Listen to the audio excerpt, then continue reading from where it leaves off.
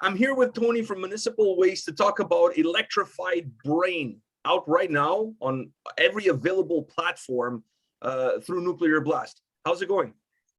Good, real good. Very excited to finally have the damn record out. Yeah, and it's a very electrifying record. Did it Thanks. electrify your brain when you guys finished the product and you got a chance to listen to the whole thing? I think it electrified my brain just trying to go through the process of getting it out, but I'm back. I'm fried, but I'm back, and I'm excited about it. How is, for those of us that are not familiar with the process behind the scenes when it comes to municipal waste, how is the creative process in general when you're putting an album like this together? Well, this was different from the last few we've done. I moved away, like I moved to Florida, so I live about 13 hours away from my bandmates. Shut up, girl. So I got dogs everywhere. It's my life when I'm at home. So yeah, I live like 13 hours away from my bandmates. So we had to like demo the shit, through email, and it was just a different process altogether with how we normally write a record, where I'm usually in the practice space with them. We're trying to switch stuff, but with me living far away, and then also with the pandemic on top of it, I had to write the entire record like from a distance from my bandmates. And the first time I saw them in almost 2 years was in the studio when we actually were laying the tracks down. So that was pretty crazy, and that's a lot different than anything we've done before. But I'm happy with how it is, and we definitely like figured out the best possible way to write music for us, at least in this situation. And I feel like it benefited greatly. And I think it's the most prepared we've been for a record for sure. When it came time to go into the studio, do you guys kind of go on autopilot considering the experience that you have, or there's still a little bit of planning beforehand? Oh yeah, I mean we come extremely prepared. I mean, there's only a limited window of time, especially with what was going on. There was only a limited window of time for us to get it done, So we were real prepared. I had every line to every song written. I had everything planned out. The other guys had the music locked in. They were practicing it every day before we left. Any tweaks or anything that was changed to the music or songs was done like before we went in the studio. So we do the drums live. We're not on a click track, so we're not moving shit around. Once we're in there, that's what we're doing. So yeah, like we weren't gonna waste Arthur's time. We just went in there and hammered it out. When it comes to the sound of the band and the sound on this record, do you feel like the expectations that fans have of Municipal Waste put perhaps a little bit of restrictions on what you guys can do on an album by album basis? Nah, not really. I don't think we've ever really. The only time we've ever been like, what are our fans gonna do, is when we were like trying to figure out what we were gonna call the art of partying, because we were like, now everybody's gonna want to party with us if we call this record the art of partying. But no, I mean we know what we want to make with Municipal Waste. It's we're not gonna write an acoustic record or any shit like that. I mean, it's like, well, I mean, we could. I don't know. We never really thought about it. I think we know what we like to do live. We know what we like to play together.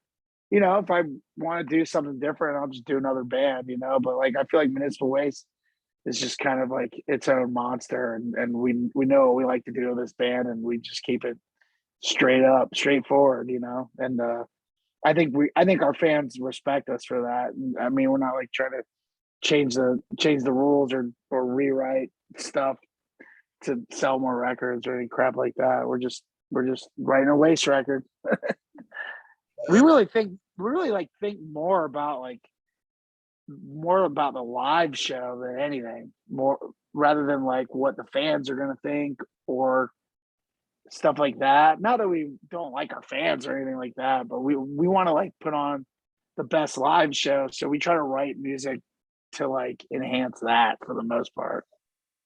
I saw you guys live. The last time I saw you guys live actually was before the pandemic in Portugal at Vagos Metal Fest, and you guys put on yeah, insane show. Like, I mean, the crowd was absolutely lit. Do you ever like stop for a second on stage and like, holy shit, this is insane? Yeah. Mostly when the songs have breaks in them or whatever, I like chill and watch.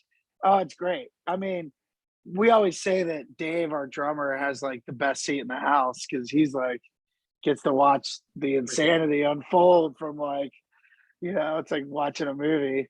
He always we actually did a tour one time where we made him a helmet to wear with a GoPro on the front so he could like see everything. The footage wasn't that great. We got a couple pretty funny things. I'm not sure what we used it for, but yeah, I mean, so yeah, it's crazy sometimes, especially when we're out there, playing our minute and a half long songs to like 10,000 people in Portugal or whatever, partying. It's a great feeling for sure. For a minute there, I thought you were going to say the helmet had the 2 beer cans, one on each side, and then the GoPro in the middle. He's had not the combination of the two, but he's had a beer helmet too. Actually, I got a picture of it on the back of one of the records. He's wearing it. What? My dog's just staring at me like I'm doing something wrong to him.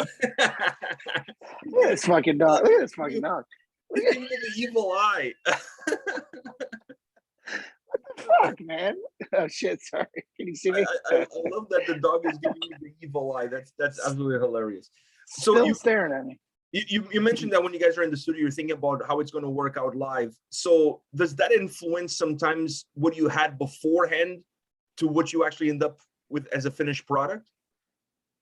Oh, sometimes, yeah. I mean, yeah, definitely. I mean, if it doesn't sound right, once everyone's together and it's performed or played together or recorded together, shit's got to get fixed. So yeah, I mean, things change for sure. We're me and Ryan especially are very picky, so we'll take apart stuff as much as we can to fix it to make it sound better if we have to. But yeah, we still like play all this. Well, never mind. What? No, I was just going to say one of the great things about this record is that I felt that you merge the great sound with the great length with just the right amount of tracks. Do you guys think about that as far as the big picture is concerned, or is just kind of how it ends up? We probably write 45 to 50 minutes of material, and we usually have a cutoff around the 30-minute marks or 35 minutes. If it's like if however the record flows or sounds good, we usually think we should cut it around 35 minutes or 40, 40 tops. I mean, we have short songs, I feel like once you hit over 20 songs, shit's going to start sounding repetitious or whatever. So we just kind of like try to pack as much in to that amount of time as possible. And so, yeah, I mean, we have some extra songs that we didn't use, and they're not bad songs. They just didn't fit the flow of the record, if that makes sense. So I don't know what we're going to do with them. Probably put them out in a year or so. But an EP, hopefully. Yeah, probably. We've done that before. Or we just like use them for like splits or like secret tracks and stuff. Like compilations or whatever, This record, sound-wise, it felt a little bit like an homage to all the bands that perhaps influenced you guys to pick up an instrument and start your own band. Do you see a little bit of that in the sound? We've always worn our influences on our sleeves, like. And you guys show up shirtless. Yeah, I think this record we get a little bit more nods to like heavy metal shit, like that we were influenced by. So I think that shines a little bit more on this record for sure. You mentioned that the importance of the sound and how everything comes together. So is there something, because you don't like to have a record that songs start to sound all the same, is there one element on this album that stands out to you that gives this record a little bit of uniqueness? Oh yeah, like kind of what I was touching on before is like there's a little bit more of a like There's some more like heavy metal sounding tracks on there. Like High Speed Steel, for example. That doesn't really sound like a typical Waste song, you know. Restless and Wicked is another one too that's got like um a really cool vocal pattern. I like sang it a lot differently than I normally would. It sounds spooky. Yeah, and then there's a couple other songs too where we just like got a couple guest vocalists. Like we did one song with Barney from Napalm Death sings on, and then there's a song called The Bite that Blaine from The Accused does guest vocals on too. So that was cool, like working with those dudes as well, because they're like heroes of ours, obviously. And speaking of vocals, I have to ask you, when you get these meaty riffs sent to you and you listen to them, are you like itching to like, I just got to put some crazy gnarly vocals on this and just let's fucking rip it? Is that the question? Yeah, I'm just wondering how, like, because when I listen to the album, the riffs are so electrifying, no pun intended, that you almost forget about singing and you just want to headbang. How do you find that room that allows you to enjoy it, but at the same time sing on it? Yeah, that's something that's taken a lot of time. I feel like on the earlier records, I kind of bark over like everything. Just because that's what I really just wanted to sing fast and fast and hard, as as fast as I can go. I think lately on the newer shit, I've dialed it back a little bit and let the songs breathe a little bit, so you can do a little bit more headbanging.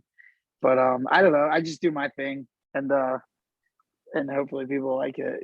It's fun for me. It gives me easy work if I'm singing over killer riffs. How much work do you put in when it comes to the vocals? Do you worry about certain melodies? Do you worry about certain patterns? Yeah, I don't want to like I want to keep things interesting, and it's hard when you're on your seventh record to do that.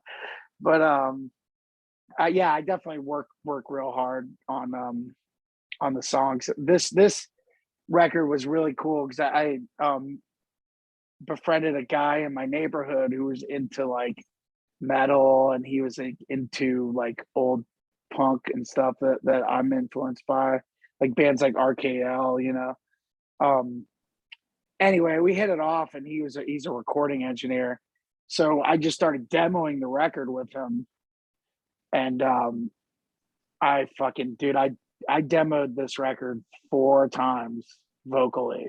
Like I went back, demoed it, went back again, redid it, rewrote half the songs. I was very picky, yeah. And so it worked out so well with this guy, Danny Gonzalez. We were just like, well, why don't you record my vocals for the album? So then we ended up starting over again once Arthur did the tracks, and worked with him throughout the whole record process. So it was cool. I did that thing 4 times.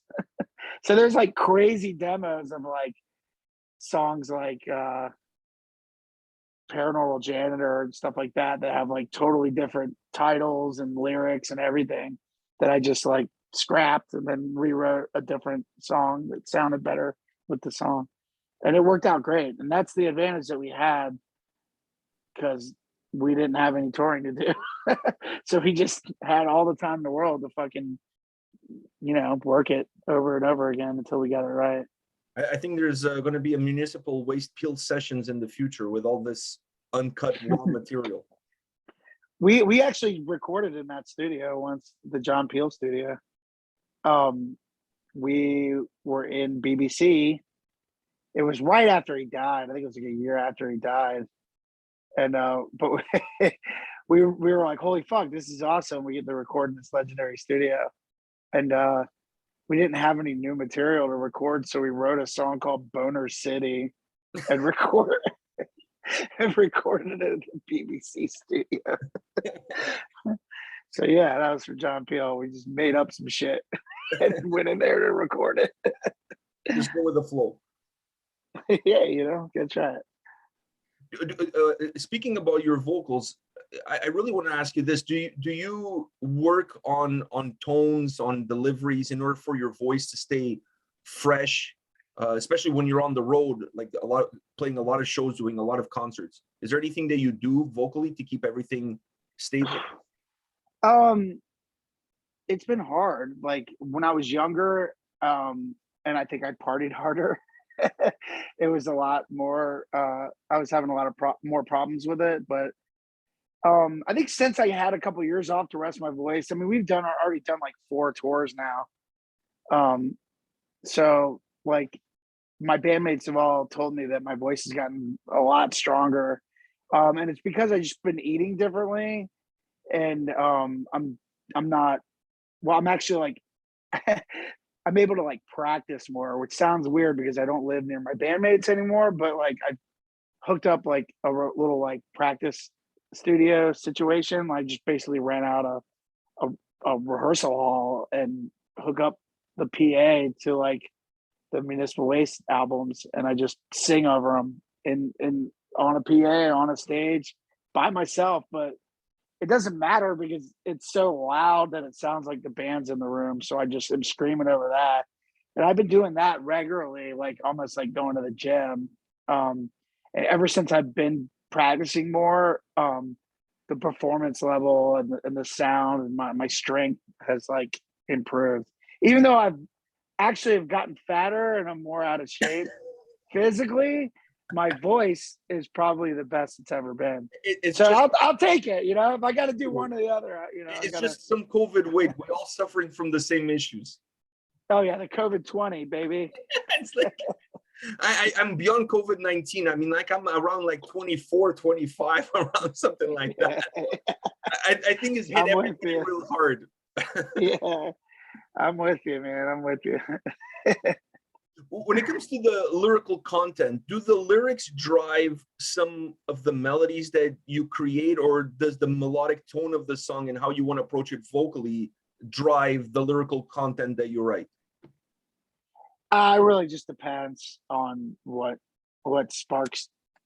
You know, it just really depends on what song, what's going on. Some songs, somebody will give me an idea. You know, like they'll send me a vocal demo of them singing something, or yeah, it really just depends on what hits you, what gives you an idea.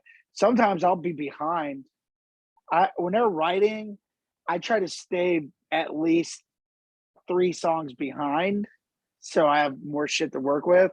But I don't go more than 3 songs behind them because like that, you don't want to get buried with songs to write, because then that's how you get writer's block. You know, if you keep like moving on, and like if that song ain't sparking something creatively, just go to something else and kind of bounce around and see what gives you ideas. I mean, that's really all it is. As far as what's melodic and what's not, it's just kind of whatever hits in your brain and see what like sounds right.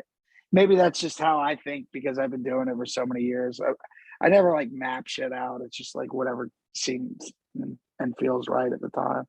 You know, is there a song on this album that you're like, okay, this song sounds amazing, we've done it, it's on the record, but don't ask me to sing it live?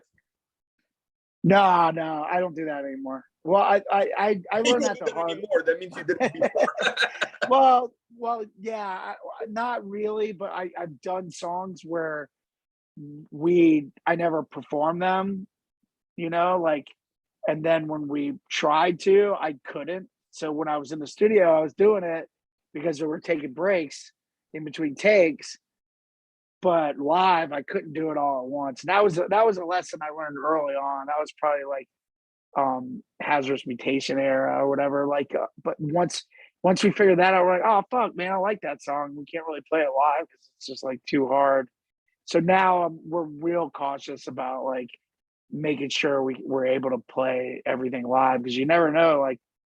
Like some songs, we used to not be able to play Art of Partying live, and then like once Spotify happened and all that shit, it was like, this is your most played song. Like you gotta play it.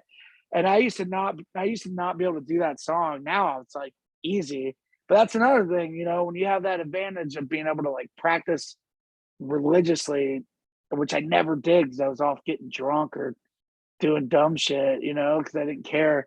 Now once I realize how important practicing is, which sounds so dumb. Of course it is, and it's like my fucking job. But like you know, like it just didn't seem like it was that important at the time, and I was just crazy, and I was gonna nail it or whatever. But I don't know what the fuck I was thinking. But now I'm a little bit more aware of that. Yeah, I'm a little bit more aware. I know people will want to hear that song, so you can't just kind of be like, "Nah, we ain't doing that shit." So we got to do it, you know. So I got to learn that shit. But there's only a couple songs, and those are on the earlier stuff that we really don't feel like playing. Most of the stuff we can play, we just got to practice it a bit. So what do you sing when you're in the shower? Do you sing some Municipal Waste tracks, or do you have a favorite artist? I sing songs about my dogs, and I like change songs. Yeah, I change songs around. Like this is my other dog, Sade. Say hi, Sade. Sade Shante. She got eye booger right there. But I always sing to her. You look super chill. Yeah, she's very chill. She's a very relaxed lady. But yeah, I sing to them, or I'll sing to them when they're trying to take naps and I'm annoying them. I'll be like, "Who's got a stinky butt? You got a stinky butt," and I'm like patting them, and they're So like, "Get the fuck off me." You kind of improvise. It's not like you're doing Bjorn songs or you're not doing you know, Iron Maiden tracks. You're just kind of improvising, singing to the dogs. Sometimes, if I have a song stuck in my head, I'll change the lyrics to their names. You know, I feel like every dog owner does that. Like, I would imagine. It seems right to me. I don't know. Hey, if it seems right, it is right. So I'm not going to question you. I have one more question for you though, and that is, what is the greatest thing about being in a band like Municipal Waste? Oh man, you know, there's a camaraderie to it that I can't really explain, especially when you're around these people for so long. It's a job, but it's also amazing, and you get to meet so many cool people from different cultures and all over the fucking world, and it's just I've been to places I've never thought I could ever be, and I'm out there like having a blast, just like everyone else with us is. So it's something I try my best not to take for granted, and I really like it. So yeah, I think that's the greatest thing is just to be able to travel and play the songs that you wrote that came out of your fucking brain, like all over the world, and people are singing along to it and having a good time. And that's pretty much why we wanted to do this band. So bring a message of positive insanity or Positive chaos. Yeah, just, you know, kind of spread a good, violent, fun time, you know. So yeah, it's cool. It's good that we've been able to bring that to so many people over the years. I thought you were going to say fame and fortune. I wish. No, I'm fine. I'm having a good old time. Well, Tony, thank you very much for your time, man. It was an absolute pleasure. All the best to you and the guys in this record. You guys did phenomenal with this album, so all the best. Take care. Thank you. Is that a Heavy Montreal shirt? Yeah, it is. It is. I'm in Toronto, Yeah. so that's from the last edition that they had before the pandemic. So hopefully they come back. I know they're not coming back next year, so maybe 2023, I'm hoping. I hope so too. That was a really good festival. There. You guys were part of this lineup. I think we might have played that year. I can't really tell. Yeah. You guys are on the back. Yeah. I have your name on the back. Yeah. That was the first time I saw Metallica too. It was there, the one they played a few years ago. Oh. Yeah, great festival. Hopefully we'll be there. Yeah, I hope to see you guys north of the border anytime soon. You guys always put on a great show. You're a great band to see live. Tons of fun and energy, and man, you need some Motrin or some Advils afterwards, because at my age you get sore really quick. I'm with you, buddy. I'm right behind you. All right, thanks a lot, man. All right, cheers.